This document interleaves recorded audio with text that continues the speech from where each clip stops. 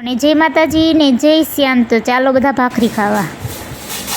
તો આપણે નાહી ધોઈને તૈયાર થઈ ગયા છીએ, કારણ કે આજે આપણે જવાનું છે માર્કેટમાં તો શાકભાજી લેવા માટે। તો હું જાઉં છું હવે શાકભાજી લેવા, અને થયું કે લાવ ભાણકીબેન પાસે પણ થોડી વાર માટે જઈ આવું ને ભાણકીબેનને રમાડી આવું। હું આવી ગઈ છું મારી ભાણકીબેનની ઘરે।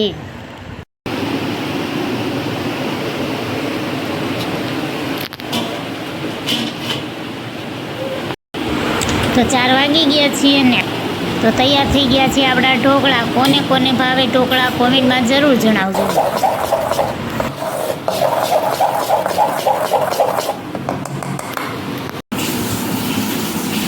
ઢોકળા આપણે ડીશમાં કાઢી લીધા છે ને આ તરવા જવાનું છે મારા મમ્મીને જે કંઈ વસ્તુ અમે નવીન બનાવીએ પહેલાં ધરી અને પછી જ ખાઈએ।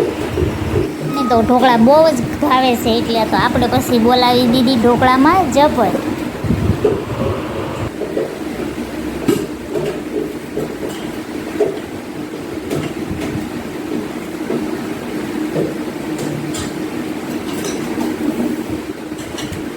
જો મિત્રો, હું ને મારી બેન ખાઈએ છીએ ઢોકળા। તો તમને પણ ખાવા હોય તો આવી જાજો ઢોકળા ખાવા માટે। મને તો ઢોકળા બહુ ભાવે, તમને ભાવે તો કોમેન્ટ કરજો। જો હું ને મારી બેન કેવા ઢોકળા ખાઈ છીએ।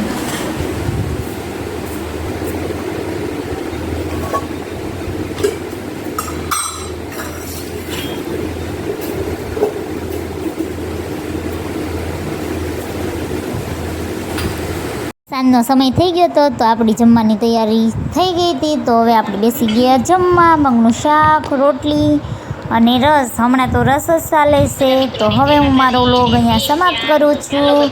Bye bye.